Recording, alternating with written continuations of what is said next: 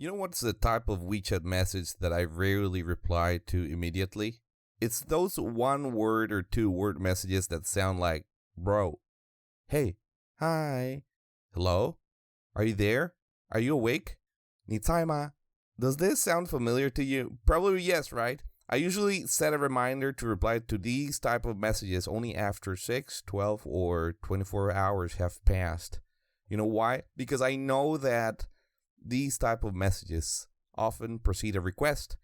And you know what's funny? Sometimes, even though I reply the message after 6, 12, or 24 hours, of course, I sometimes don't get a response. And what that tells me is that some people might have just been testing my availability and wanted to know or get something from me immediately. But I think whatever request people had was probably not that urgent, and it was something they could have figured out themselves but couldn't bother to do it.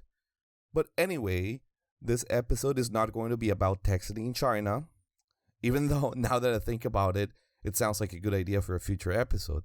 But today's episode is going to be more about asking for help or being asked for help. And it took me a while to prepare this episode because there was so much to talk about. But today I will focus a little bit on the difference between helping others and being codependent. Yeah, codependency. Does it ring a bell? If not, think about Sweet Dreams by Eurythmics when it says, everybody's looking for something. And also when it says, some of them want to use you. Some of them want to get used by you. Some of them want to abuse you. And some of them want to be abused. Yes, I know, I'm fabulous. But I don't particularly think I want to be abused or wanted to be abused in the past, but I think I inadvertently paved the way for some people to rely on me a little too much. And I think that resulted in people reaching out to me at the sight of minor difficulties. And because I didn't want to disappoint people, it was really hard for me to say no. But keep listening if you want to know how refusing to do favors for people ended up improving my relationships with others. Welcome to China University. This is Chimsy, your student advisor. In this podcast, I will not only talk about the many professional, academic, and personal growth opportunities this country has to offer, but also I'll mention some of the major obstacles foreign students encounter while living in China. I'll share my experience, thoughts, and opinions along with some realistic advice and genuine encouragement. Remember that you can now listen to full episodes not only on YouTube, Spotify, Apple, and Google Podcast, and where you can find me as China University Student Advisor. But you can also find me on Facebook and Instagram as China University Podcast and Twitter as China Uni Podcast. If you have any feedback, comments, or topic ideas, please feel free to contact me on your favorite social media platform or send an email to chinapodcast@outlook.com. Anyway, welcome to today's episode, Asking for Favors in China. We have all asked for favors or done favors for others.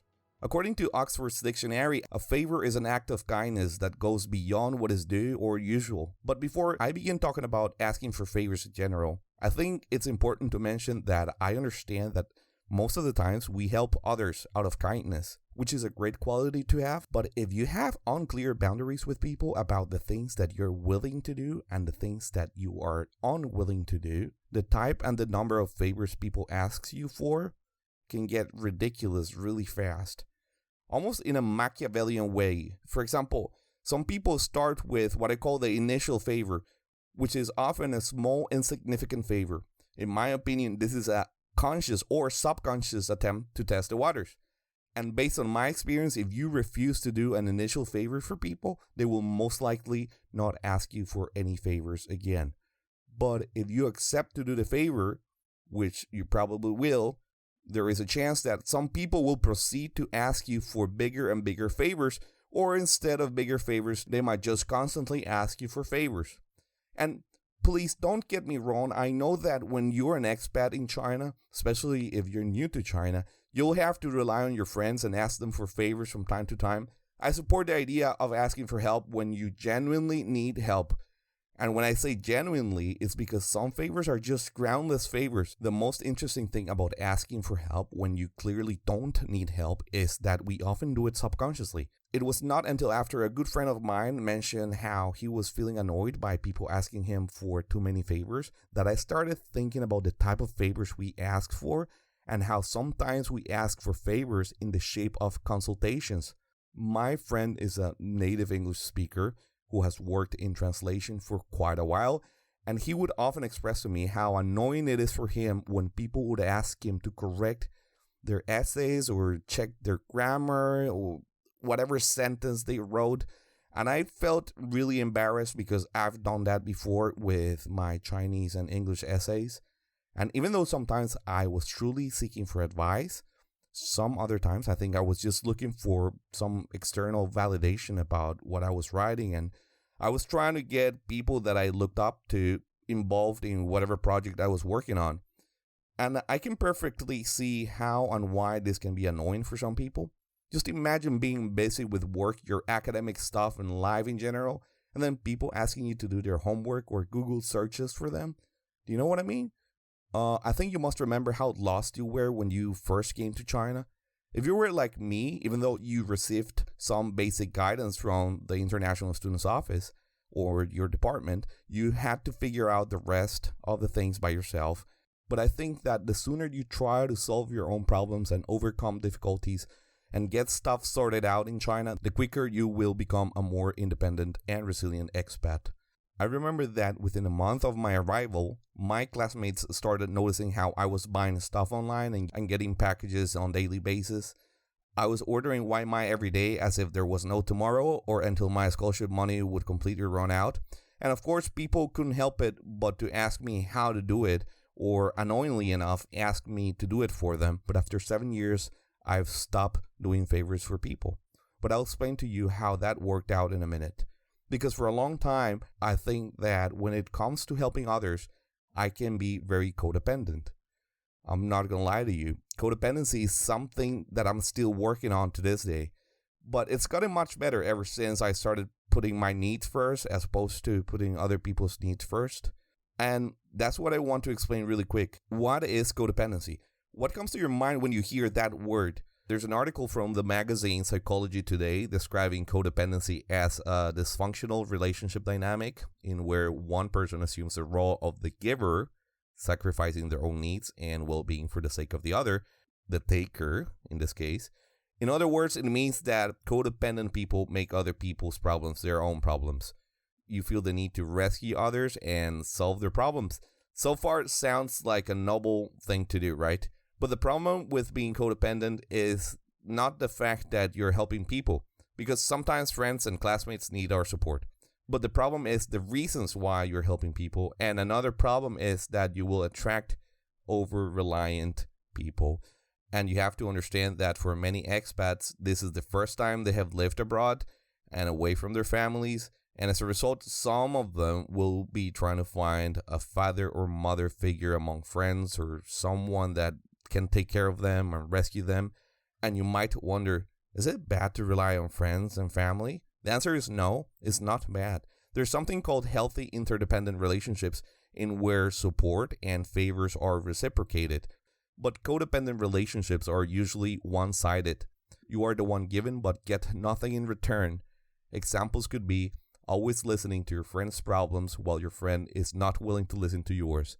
Having to carry your drunk friend back home every time. You always paying for the bill while your friend rarely pays for anything. Or my favorite one, classmates always asking you about things they should know about, such as deadlines, homeworks, or exam schedules. I could talk about codependency for hours and hours, but I'll stop right here and bring to your attention that if you are codependent or rely too much on others, there's nothing wrong with you. But you can definitely learn how to care more about yourself and how to rely more on yourself and still have healthy interdependent relationships with others. But also I want to recommend the book Codependent No More by Melody Beattie. Her last name spells Beattie. And no, I'm not being sponsored, but Melody Beattie, if you're listening to this, please give me money. Yeah, by the way, the cover of the book has the subtitle, How to Stop Controlling Others and Start Caring About Yourself. I found the content of the book to be very thought-provoking, and even though I would get a little distracted whenever she would describe certain human qualities to be God-given, I still think it doesn't really affect the message he's trying to give. It's a very short book and it's worth reading it. Likewise, if you want to know more about this book, I'll leave a link in the description of this episode. The type of favors that I'm being asked for while living in China.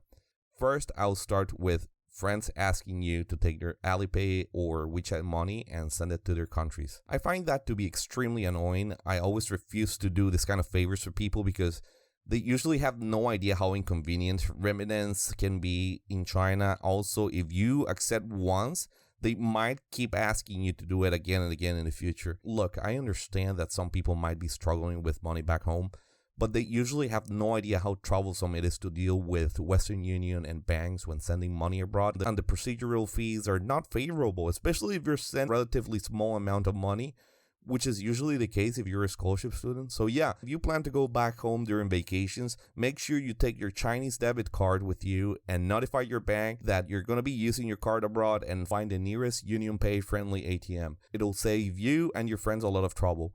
Now the third one is packing stuff for people and send it through mail. So this must sound very familiar to you if you stayed in China even after the pandemic started. Many students left in the winter of 2019. Some just to visit their families and others out of fear. And then the borders closed and that resulted in hundreds of students wanting to get their stuff back. That must have been very frustrating for all of them, but it was also frustrating for me and the rest of students who decided to stay, especially because packing other people's stuff they've been collecting for 3 or 4 years, and taking all the boxes and mailing them abroad is an excruciating experience. And even so, I accepted to pack rooms for 3 people and have their stuff mailed to their countries. It took me 4 to 6 hours with breaks in between for each room. And even though the people I packed their rooms for were really grateful, they spread the word and told other people what I had done for them. And obviously, people started asking me to do the same thing for them. And I had to make a post on WeChat telling people that I wasn't going to pack anyone else's room anymore. Especially after I heard this story from a friend who packed the entire room of this girl who lives in Europe and paid around 3,000 yuan for shipping 2 huge boxes. And after they were done and the boxes had been loaded onto the truck, the girl in Europe said that it was too expensive and that she was not willing to pay such an amount of money. Wow. Well, long story short, they had to unload the truck, request a refund, and carry both boxes back to her room. And I'm pretty sure this had an impact on their friendship. And it's not like she didn't have an option, right? It's not like she didn't have a choice, because the school had previously hired a logistics company and they brought an entire army of eyes and shoo-shoos to pack and mail everyone's stuff upon request. But even though the price was relatively cheaper than regular mail, some people simply couldn't afford it or thought that there was some other cheaper option out there. But the reality is that there wasn't any better option than that. And please don't forget to congratulate me, since this has been my only tangent so far. I've mentioned a few examples of the favors I'm not willing to do for people, but I haven't mentioned the favors I'm willing to do for people. I'm willing to help people with stuff they can't do themselves due to lack of knowledge or experience, physical or mental limitations. However, nowadays, if I feel that doing a favor for someone will cost me too much time and trouble, I politely refuse, especially if the person is able to do it or learn how to do it themselves. So if you have been in China for more than 2 years or 1 year even, and you ask me to set up your Taobao account or Ele.me account and buy stuff for you, you know what the answer is going to be. So yeah, anyway, as a codependent in recovery, all I gotta say is that most of the times I generally want to help people, especially those who are in need and simply can't sort things out by themselves. But in the past, I think I used to help people a little too much. And I think that going to therapy really helped me discover why I was helping people so much. And there were 3 reasons. One of them being that I genuinely wanted to help people. It was genuine empathy. The second one was just my attempt to get people to like me. And the third one is the most unreasonable one. In my mind, sometimes I think that if I don't solve people's problems, their problems will affect me too. It's as if codependency and generalized anxiety disorder had a baby and the baby was breakdancing on the top of my head. I realized that this codependent thing in people is more common than we think. If you had to take care of someone when you were a child, like your parents, grandparents, or younger siblings, you might have codependent traits and feel responsible for other people. Sometimes adults become codependent after taking care of a person with addiction problems. Do you know anyone who asks for too many favors or anyone who accepts to do everyone's favors? If the answer is yes, you have to understand that this is common and that there are assertive ways to deal with this. My piece of realistic advice for you is, when asking for a favor, be genuine and straightforward. Explain your situation and why you need help, but also consider whether you're asking for too much and if you could actually do it yourself or learn how to do it. But at the same time, feel free to prioritize your needs. And if you have to refuse doing a favor for someone, go ahead and do it. You can also negotiate with people and offer alternative. Tell them what you're willing to do and not willing to do for them. This can give them a clear idea of what they can expect from you next time they ask you for a favor, and it will certainly ease any existing tension. Now, my genuine encouragement for you today is, if you rely on others too much or constantly ask for favors, or if you're codependent and constantly accept to do favors for others, don't feel bad. You're the way you are because of the circumstances in which you were raised and the dynamics between you, your family, partner, and friends. All you can do is to be more mindful about what you need, your capabilities, and limitations. If you don't know how to become more mindful about these aspects of your life, I encourage you to reach out to the mental health professional of your preference. After all these years, we're slowly normalizing going to therapy, and I can assure you it'll help you get to know yourself a little better. I always like to finish my episodes with a quote, and today's quote is by the Greek philosopher Aristotle. It is the characteristic of a magnanimous person to ask no favor, but to be ready to do kindness to others. Let me repeat that. It is the characteristic of a magnanimous person to ask no favors, but to be ready to do kindness to others. All right, that's it for today. Next week, I will talk about feeling stuck in China. Because after living here for so many years, some of us might feel as if we're stuck in China forever. Why is that happening? Why some people feel that way? Let's find out next week. But before I let you go, remember that you can now listen to full episodes not only on YouTube, Spotify, Apple, and Google Podcasts, in where you can find me as China University Student Advisor. But you can also find me on Facebook and Instagram as chinauniversitypodcast. And also on Twitter as chinauniversitypodcast. If you have any feedback, comments, or topic ideas, please feel free to contact me on your favorite social media platform or send an email to chinapodcast@outlook.com. You have just listened to China University Podcast. This was Chimsy, your student advisor. I'll see you next week.